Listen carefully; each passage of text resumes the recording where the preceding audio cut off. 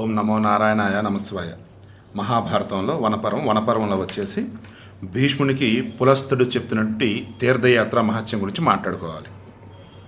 ఇక పులస్తుడు ఇలా పలికాడు: ధర్మజ, వ్రతశీలి, నీ వినయం, ఇంద్రియ నిగ్రహం, సత్యపాలన చే మిక్కిలి సంతోషించాను. పాపరహితుడా, నీ పితృభక్తితో కూడిన ధర్మం కారణంగా నా దర్శనమైంది. నీపై నాకు ప్రేమ పెరిగింది. భీష్మ, నా దర్శనం అమోఘం. చెప్పు, నేను నీకు తీర్చవలసిన కోరిక ఏది? నీవు ఏది కోరినా ఇస్తాను అన్నాడు. అప్పుడు భీష్ముడు ఇలా చెప్పాడు: మీరు ముల్లోకాల పూజలను పొందేవారు. మీరు ప్రసన్నులైతే చాలు, నాకే కోరికలు లేవు. ప్రతిభావంతులని మీ దర్శనం చేత నేను ధన్యతను పొందాను. ధర్మచరణపరాయణ, మీ ముందు నా సందేహాన్ని ఉంచుతాను. అనుగ్రహింపతగిన వాడినైతే మీరు దానిని తీర్చండి. నా హృదయంలో తీర్థాలను గురించి ధర్మ సందేహం ఒకటి ఉంది. మీరు సమాధానం చెప్పి నన్ను అనుగ్రహించండి. దేవసమాన తీర్థయాత్రలతో భూప్రదక్షిణ చేసిన వానికి ఏ ఫలం దక్కుతుంది? నిశ్చయించి నాకు తెలపండి.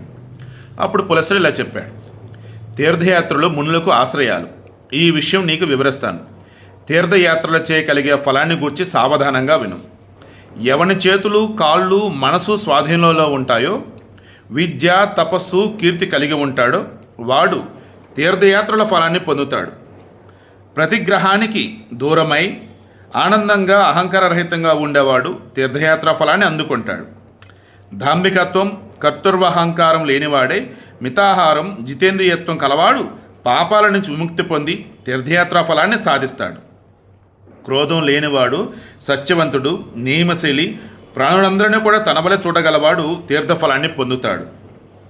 ఋషులు దేవతలను ఉద్దేశించి యోగ్యతను బట్టి యాగాలను విధించారు. వాటి ఫలాన్ని వివరించారు. చెప్పిన వాటిని చెప్పినట్లుగా మానవుడు ఈ లోకంలోనూ పరలోకంలోనూ ఫలాలన్నీ యథాతథంగా పొందుతాడు. దరిద్రులు ఆ యజ్ఞాలను చేయలేరు.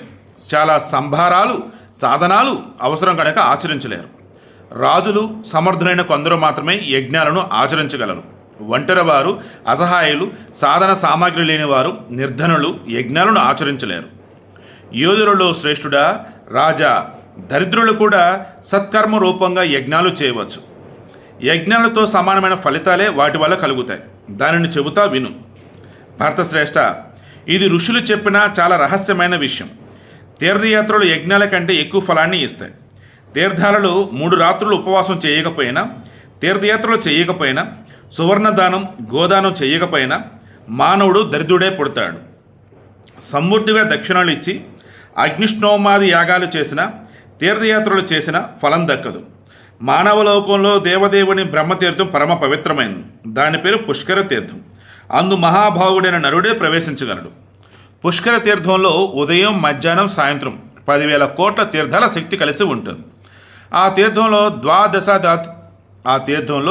ద్వాదశాదిత్యులు, అష్టవసువులు, ఏకాదశ రుద్రులు, సాధ్యులు, మరుత్తులు, గంధర్వులు, అప్సరసులు నిత్యము ఉంటారు. అక్కడ తపస్సు చేసి దేవతలు, దైత్యులు, బ్రహ్మర్షులు ఆ పుణ్యం చేత యోగశ్రేష్ఠులు అవుతారు. మనసులో అయినా పుష్కర తీర్థానికి వెళ్ళాలని సంకల్పిస్తే అతని స్వర్గ గమనానికి అడ్డుపడే పాపాలు పోయి స్వర్గానికి చేరి పూజలు అందుకుంటాడు. పుష్కరంలో కమలాసనుడైనటువంటి బ్రహ్మ ప్రసన్నతతో సదా నిత్యము నివసిస్తాడు. ఈ తీర్థంలో పూర్వం ఎందరో దేవతలు, ఋషులు తపస్సు చేసి గొప్ప గొప్ప సిద్ధులను పొందారు. అక్కడ స్నానం చేసి దేవతలకు, పితరులకు అర్చన చేసినవాడు అశ్వమేధ యాగఫలం కంటే 10 రెట్లు ఫలం సాధిస్తాడు. పుష్కరారణ్యంలో ఒక్కనికైనా అన్నదానం చేస్తే ఆ పుణ్యం చేత ఇహలోక పరలోకాలలో ఆనందాన్ని పొందుతాడు. శాఖ, ఫల, మూలాలతో స్వయంగా జీవిస్తూ అదే శ్రద్ధతో పరుల దోషాలను ఎంచక బ్రాహ్మణులకు దానం చేయాలి. ఆ దానంతో తెలివైన వాడు అశ్వమేధ యాగఫలాన్ని సాధిస్తాడు. బ్రాహ్మణ, క్షత్రియ, వైశ్య, శూద్రులు ఎవరైనా ఈ తీర్థాన్ని మునిగితే వారికి పునర్జన్మ ఉండదు. ప్రత్యేకించి కార్తీక పూర్ణిమ నాడు పుష్కర స్నానం చేసిన మనుషుడు బ్రహ్మ సన్నిధిలో అక్షయలోకాల్లో జీవిస్తాడు. ఉదయాన, సాయం సమయాన 2 చేతులు జోడించి 3 పుష్కర తీర్థాలను తలచేవాడు సర్వతీర్థాలలో స్నానం చేసిన వాడే అవుతాడు. పుట్టినది మొదలు ఇప్పటి వరకు చేసిన పాపాలు స్త్రీవైనా పురుషుడివైనా పుష్కర స్నానంతో అన్నీ నశిస్తాయి.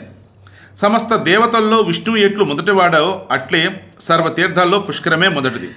పుష్కర తీర్థంలో 12 ఏళ్లు గడిపిన మానవుడు అన్ని యాగాలు చేసిన ఫలాన్ని పొంది చివరిలో బ్రహ్మలోకాన్ని చేరతాడు. పూర్తిగా 100 ఏళ్లు అగ్నిహోత్రం చేసిన వాడు కార్తీక పూర్ణిమ నాడు పుష్కర తీర్థంలో నివసించిన వాడితో సమానం. 3 పర్వత శిఖరాలు, 3 నదులు, 3 తీర్థాలు ఇవన్నీ లోకంలో సిద్ధాలే ఉన్నాయి. వీటిని ఎందుకు తీర్థాలు అంటున్నామో తెలియటం లేదు. అంటే ఇతర పురాణాల్లో వారణాసికి 3 కోణాలని చెప్పి ఉంది. ఆ కోణాలని ఇక్కడ శృంగాలన్నాడు. 3 ప్రశ్రవణాలు అంటే 3 ప్రవాహాలు, అసి, వరుణ, గంగ లేదా త్రివేణి అంటారు. అంటే కాశీ, ప్రయాగ పుష్కరాలు 3 అనాథులు. అంటే ఈ పుష్కరం కాశీ, ప్రయాగల వంటిదని పుష్కర స్థుతి. ఇక పుష్కర తీర్థానికి వెళ్ళటం, తపస్సు ఆచరించడం, దానం చేయటం, నివసించడం కష్టాసాధ్యాలు. ఇంద్రియ సంయమనంతో, మితాహారంతో 12 రాత్రులకు ఇక్కడ గడిపి ప్రదక్షిణం చేసి జంబూ మార్గానికి పోవాలి. జంబూ మార్గం దేవపితృ ఋషులచే సేవపడే తీర్థం. అక్కడికి పోయి మనోరథాలన్నింటినీ కూడా పొంది అశ్వమేధ ఫలం పొందుతాడు. అక్కడ 5 రాత్రులు నివసించిన నరుడు పవిత్రమైన మనసును పొందుతాడు. దుర్గతిని పొందక ఉత్తమ సిద్ధిని గ్రహిస్తాడు. జంబూ మార్గం నుంచి మరలి తందులిక ఆశ్రమం చేరి దుర్గతిని వీడి చివరకు బ్రహ్మలోకం చేరతాడు. తర్వాత ఇంకా చాలా ఉంది, రేపు డిస్కస్ చేద్దాం.